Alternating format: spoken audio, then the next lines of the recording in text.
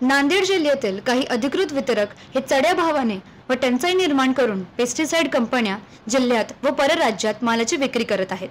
त्यांची तपासणी करावी। गोदरेज, अदामा, FMC, BSF सारख्या कंपनी शेतकरी व्यापाऱ्यांची गळचेपी करीत आहेत। त्यांचा मनमानी कारभार थांबवून त्यांच्यावर कायदेशीर कारवाई करावी।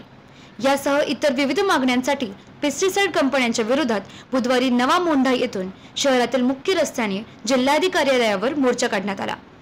यावेळी विविध मागण्यांचे निवेदन जिल्हाधिकाऱ्यांमार्फत राष्ट्रपती व पंतप्रधानांना पाठविण्यात आले आहे। लोक शेतकरी अजून कामगार व्यापारी सर्व लोक आले, आंदोलन नांदेडमध्ये काढले, अजून मोर्चा काढले कंपन्या विरुद्ध आणि जे बेकायदेशीर चालले त्यांच्या विरुद्धावर आम्ही जे मोर्चा काढले आणि कलेक्टर साहेबाला SP साहेबाला निवेदन दिले यांच्यावर कारवाई करा। शेतकऱ्यावर जे अन्याय व्हायले, लूट व्हायले त्याला थांबवायचं आहे।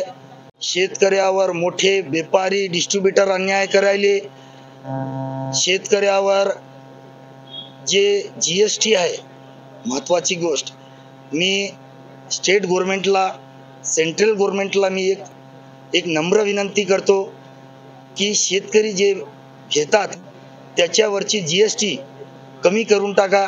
दादागिरी आहे, लेटर काढायले देशाभरामध्ये बदनाम करतात, कमी भावामध्ये विकायले, डुप्लिकेट विकायले। डुप्लिकेट कोणी विकत नाही, डुप्लिकेट कोणी घेत नाही।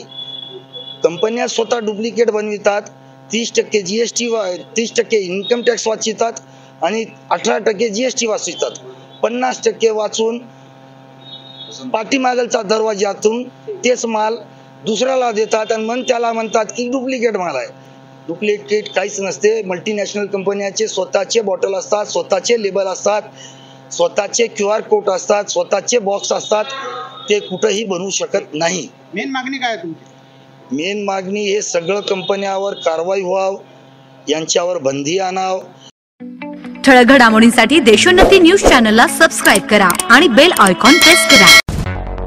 मुंबई, पुणे, नागपूर, मराठवाडा असो का विदर्भ, राजकीय, सामाजिक, शैक्षणिक क्षेत्र असो का क्रीडा, सर्वच घडामोडीचे विश्लेषण पाहायला विसरू नका।